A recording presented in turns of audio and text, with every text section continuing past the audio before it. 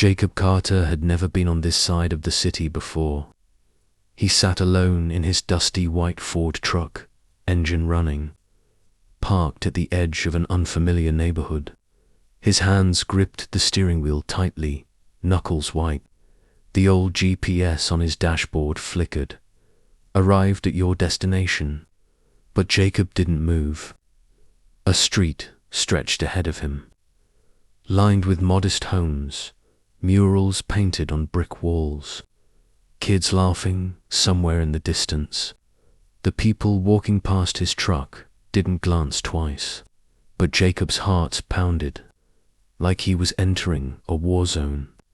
He wasn't a racist, at least he didn't think he was, but growing up in a small town where everyone looked like him and thought like him had quietly painted his view of the world.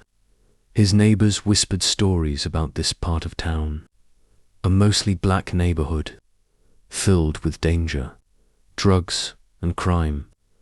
Don't go there, they'd say. You might not come back. But today, Jacob had no choice. He had to deliver on a promise. 2 weeks ago, his father, a retired mechanic, had passed away.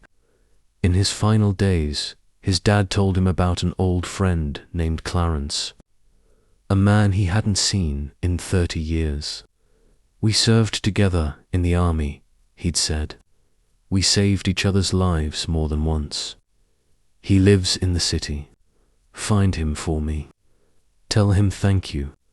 One last time. Jacob had thought it would be easy. Look up the name, drive over, say a few words, shake hands, and leave.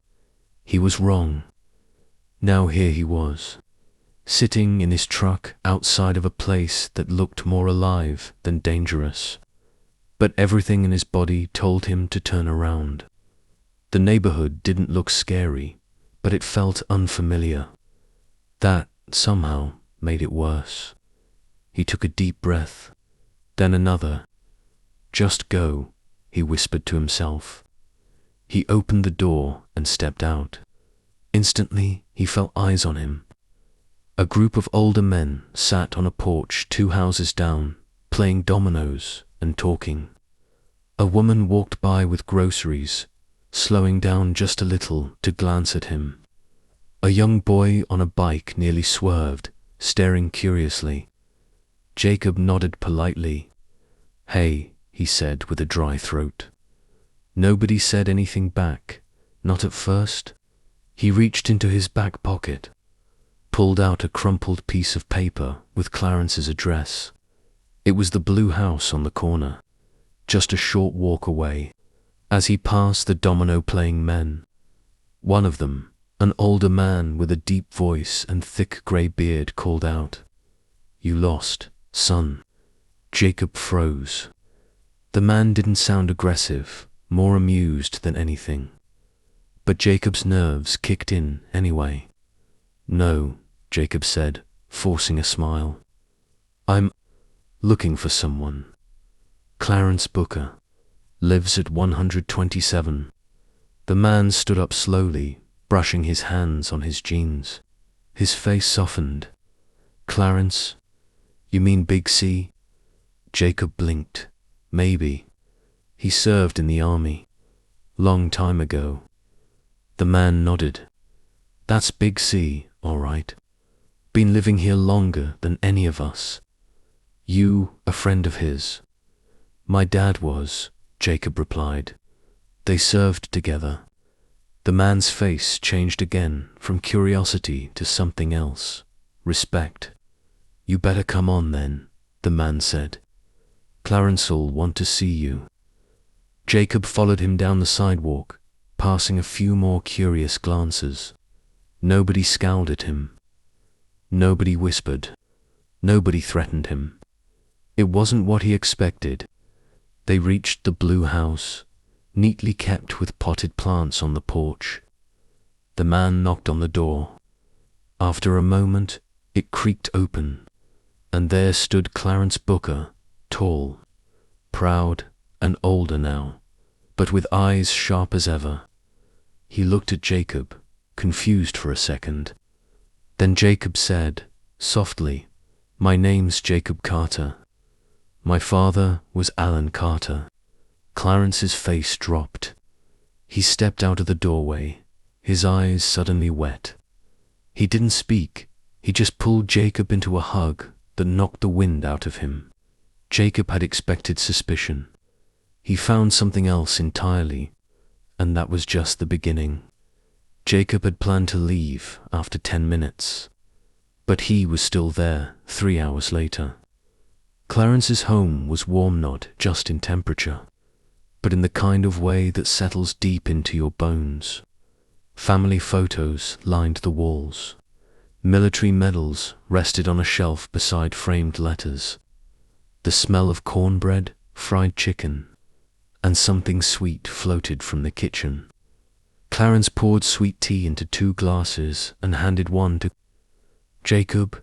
"You look just like your daddy," he said, his voice heavy with memory. "That man could fix a tank with chewing gum and a prayer." Jacob smiled shyly. "He talked about you before he died. Said you saved his life more than once." Clarence chuckled. "He saved mine too." That was real friendship. Not about color, just heart. They talked for a while, swapping stories, Jacob speaking in bits and pieces, Clarence painting vivid pictures of dusty camps, midnight patrols, and inside jokes that made him laugh until he coughed. And then Clarence's tone shifted. "You know," he said, looking Jacob in the eye, "you walking into this neighborhood like that took guts. A lot of folks wouldn't have done it." Jacob lowered his eyes. "Honestly, I almost didn't. I was scared, not sure what to expect." Clarence nodded slowly. "We know, we see it. That hesitation, that stiffness. But let me tell you something, son. Fear doesn't make you weak. It's what you do with it that matters." Before Jacob could respond, there was a knock on the door. A girl's voice shouted, "Uncle Clarence." Clarence stood up, grinning. "That's my niece's kids. It's Sunday. That means one thing, family dinner." Jacob instinctively stood. "I should go. I don't want to intrude." "Nonsense," Clarence said firmly. "You're already family." Moments later, the house was filled with noise, laughter, and the clatter of feet. Kids ran through the living room like little storms. Women carried trays of steaming food. The domino-playing men Jacob saw earlier arrived with bottles of soda and paper bags of pie. People looked at Jacob curiously, but not with hostility. Some nodded politely. Others gave him a simple "hey." But no one asked him to leave. No one questioned his presence. One of the women, Clarissa, a tall woman with braids and a bright orange dress, smiled at him as she handed him a plate. "You Clarence's guest?" Jacob nodded. "Yes, Mom. My name's Jacob." "Well, Jacob," she said, "go grab some of that chicken before my nephews eat it all. And don't call me Ma'am. Makes me feel old." Jacob laughed a real laugh this time and moved toward the table. Dinner was served buffet style.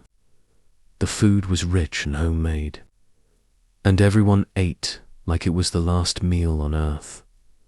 People cracked jokes, teased each other, talked politics, told church stories, and laughed from the gut. Jacob sat quietly at first, listening, observing. Then a little boyno, older than 7, climbed into the seat next to him. "You're white," the boy said simply. Jacob froze. "Yeah, I am." The boy tilted his head. "That's cool. I'm black. Want some of my mac and cheese?" Jacob smiled, heart softening. "Sure." Clarence leaned over. "That's Malik. Doesn't have a filter. but he's got the biggest heart. Later, as the sun dipped and families started saying their goodbyes, Jacob helped Clarence clean up. He looked around the house, still echoing with warmth. "I don't get it," he finally said. "I came here expecting to feel different, out of place, maybe even unwelcome, but instead, you were treated like a human being," Clarence finished for him. Jacob nodded. "That's what this community does," Clarence said. "We know what it feels like to be judged before you even speak, so we don't do it to others, not unless they give us a reason." Jacob looked out the window, watching kids chase fireflies in the yard. "I wish everyone thought like that." Clarence patted his shoulder. "Change starts one person at a time." That night, as Jacob drove home, the same street that once felt like a border now looked like a bridge. He came expecting judgment. Instead, he found joy, and deep down, something in him began to shift. The next Sunday, Jacob returned. He didn't mean to. He hadn't planned it. All week, he kept replaying moments from Clarence's house, the laughter, the welcome, the warmth that felt completely foreign and yet oddly familiar. It gnawed at him during work, haunted him while brushing his teeth. Something had changed inside him, and it wouldn't sit still. So when Sunday morning rolled around, Jacob found himself driving back toward the neighborhood, the one that once made him grip the steering wheel in fear. He didn't even call ahead. This time, he brought something, a tray of his mother's cornbread, made from an old family recipe passed down from his grandmother. He hoped it wouldn't seem out of place. As he pulled up outside Clarence's blue house, the front yard was already buzzing. The kids were playing tag with sticks, the grill was smoking, and gospel music drifted from a speaker on the porch. Clarence spotted Jacob from across the yard and raised his hand high with a smile that could calm any storm. "Look who came back." Clarence called out, "Hope you're hungry." Jacob stepped out of the truck, holding the tray like it was some kind of offering. "I brought cornbread," he said awkwardly. Clarissa came out of the kitchen just in time to hear him. She raised an eyebrow. "Homemade?" Jacob nodded. "Family recipe?"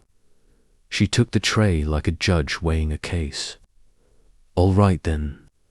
We'll see if it passes the test." Jacob grinned. "Fair enough." As the day unfolded, the lines between outsider and insider began to blur. Jacob was no longer the white guy at the black gathering. He was just Jacob, the man who helped carry chairs from the garage, tossed a football to the kids, and got into a loud argument about barbecue sauce with two uncles who swore vinegar-based was superior. And then it happened. One of the older men, named Earl, a retired with a cane and a sharp tongue, turned to Jacob. After the meal, "You ever ask yourself why you were afraid to come here the first time?" The yard went a little quieter. Jacob froze. Everyone else kept talking or eating, but he could feel their ears tilting his way. He swallowed. "Yeah, I have." "And?" Earl pressed. Jacob exhaled. I think I believed stories that weren't true. Stories people back home told about neighborhoods like this. That it was dangerous. That I wouldn't be welcome. That I'd be hated because of my skin." Clarence leaned forward. "And what do you believe now?" Jacob looked around at the kids who shared their chips with him. At Clarissa, who was now sneaking more cornbread. At Malik, who was sitting on his lap, asking if he could drive his truck. "I believe those stories were lies," Jacob said quietly. Earl nodded. "That's good, because the most dangerous stories are the ones people tell themselves without ever checking if they're true. There was a pause. Then Clarissa added, "Truth is, Jacob, we don't need perfect allies. We just need honest ones." Everyone murmured in agreement. That night, Jacob stayed late again, helping clean, taking leftovers in foil, promising to come next week. On his way out, Malik ran up to him. "You coming back next Sunday?" Jacob bent down. "Yeah, I think I am." "You're not scary anymore," the boy said cheerfully. "You're just tall." Jacob laughed. "I'll take that." As he drove home, Jacob felt something crack open inside, not in a painful way, but in the way a wall gives way to a door. He realized he hadn't just visited a community. He'd been invited into a truth he had never seen before, that sometimes the most powerful revolution isn't loud or angry, it's quiet, it's shared, and it starts with breaking bread together. Jacob didn't realize how much he had changed until he got home. The Sunday gatherings with Clarence's family became part of his weekly rhythm. What once felt foreign now felt like belonging. He wasn't just invited, he was expected. And not because of his skin color, but because of who he was becoming. A listener, a learner, a bridge. But change, as he was about to learn, doesn't sit quietly. One evening, Jacob was sitting with his old friends in their usual spot, the bar just off Main Street. It was all familiar faces, white faces. The guys he grew up with, people he thought he knew and who thought they knew him. The football game played on TV, beers clinked, laughter echoed. "Where you been hiding lately, Jake?"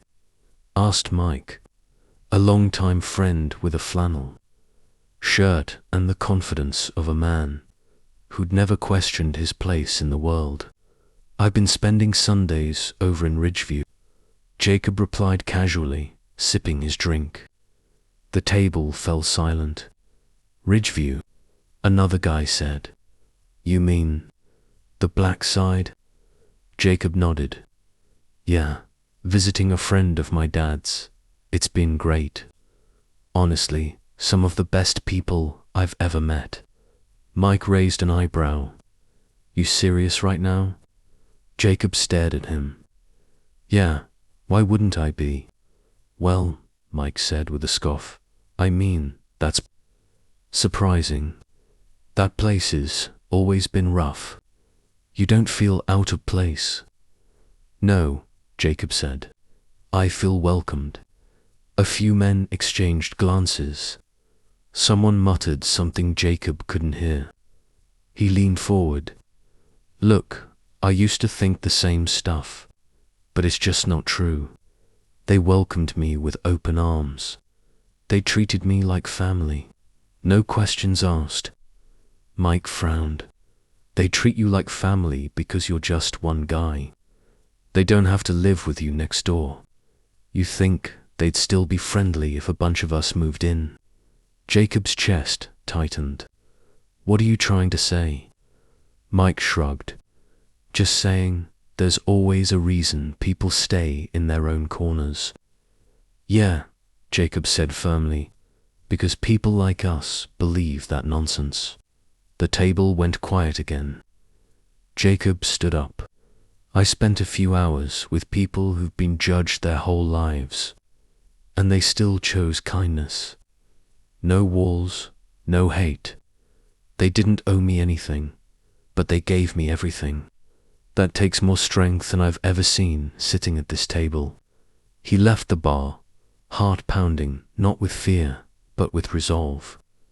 That week, Jacob made a decision. He called Clarence. "Would you come speak at my father's old church?" he asked. "I want people to hear your story." Clarence chuckled. "You sure they're ready for me?" "I don't know," Jacob said, "but they need to be."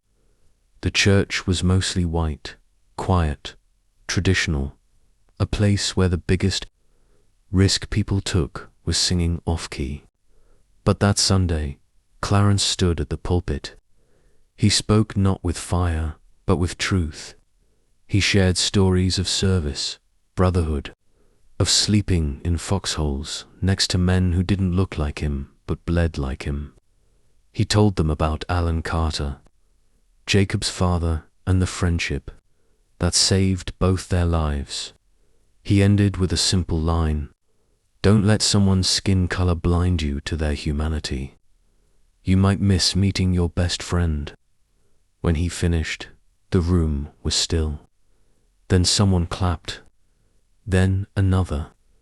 Eventually, the whole congregation stood. Afterward, an older woman whispered to Jacob, "I never realized how small my world had become." That night, Jacob returned to Ridgeview with Clarence. He told everyone what happened, shared the reactions, the awkward silences, and the applause. Clarissa smirked. "Told you you'd stir some pots." "Yeah," Jacob replied, "but maybe they needed stirring." Malik handed Jacob a drawing, stick figures holding hands, all different shades of brown and pink. "It's you and us," he said proudly. "You're tall." "I made sure." Jacob laughed, holding back tears. "It's perfect." He hung the drawing on his fridge when he got home, right between a magnet that said, "Live, laugh, love," and a faded photo of his dad in uniform, arm around Clarence. The rain came fast. By the time Jacob reached Ridgeview, the streets were already rivers. The neighborhood was flooding. A broken water main, combined with an overnight storm, had turned the low-lying blocks into a disaster zone. Clarence's house sat right in the middle of it. Jacob didn't think twice. He grabbed his boots, a raincoat, and loaded sandbags into his truck. He wasn't alone. As he turned the corner into the neighborhood, he saw a group of people wading through knee-deep water with buckets, towels, and tarps. Kids were being carried piggybacked by older siblings. Women formed chains to move food and blankets to a local church. And right there, standing on his porch with water licking at his steps, was Clarence, still tall, still proud, waving Jacob down like he was expecting him. "You're just in time," he said. "We got work to do." Jacob hopped out, throwing a tarp over a box of bottled water. "How bad is it?" Clarence didn't answer. He just pointed. Jacob followed his eyes to a house across the street, smaller, older, and already halfway submerged. "Miss Lillian's in there," Clarence said. "Refuses to leave. Says the water ain't higher than her faith." Jacob didn't hesitate. "Let's go get her." Together, one old black veteran and one younger white man in soaked jeans, they braved the current, pounded on the door, and convinced Miss Lillian to climb into a chair they carried between them like royalty. The neighbors cheered when they brought her out safely. For hours, Jacob worked side by side with the community, passing out supplies, lifting furniture, directing traffic, comforting children. At one point, he realized no one even noticed his skin color anymore. Or maybe they never did.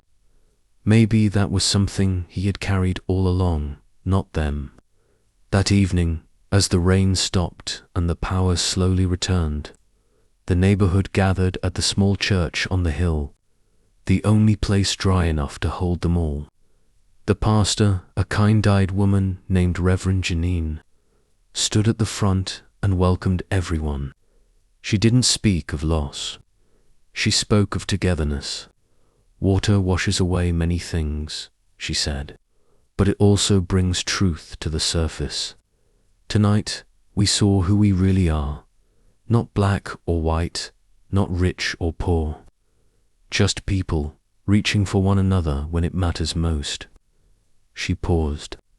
And to the man who drove back into this storm to help us, Jacob Carter, thank you.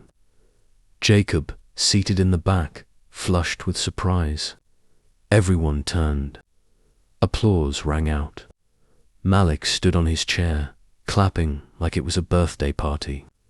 Jacob rose slowly, unsure what to say. But Clarence stood beside him, placing a firm hand on his shoulder. Here's what my friend Alan would have wanted, Clarence said loudly. A son who doesn't run from people, but toward them. Later that night, as the stars emerged and the air smelled like wet earth and wood smoke, Jacob sat on Clarence's porch once more. The house had survived. So had everyone. Jacob looked around at the kids playing barefoot in puddles, at neighbors offering blankets and warm food, at laughter returning like an old song. You know what's crazy? Jacob said. Clarence lit his pipe and raised an eyebrow. What's that? Jacob smiled. I came here thinking I had something to offer, like I was doing you all a favor by showing up. And now, I realize, Jacob said softly, I was the one who needed saving. Clarence nodded. That's the thing about real community. It doesn't care what color you are. It only cares that you show up, that you stay, that you care. The porch creaked as the two men sat in silence, and just before Jacob left that night, Malik ran up with another drawing. This one showed a tall white man holding hands, with a whole crowd, all different colors, all smiling. Above them were 3 words in shaky kid handwriting. My big family. Jacob pinned it on his dashboard before driving home. This time, he didn't feel like a visitor leaving. He felt like a man going home. Thanks for watching our love story. If you enjoyed this video, don't forget to like, comment, and subscribe for more interesting stories.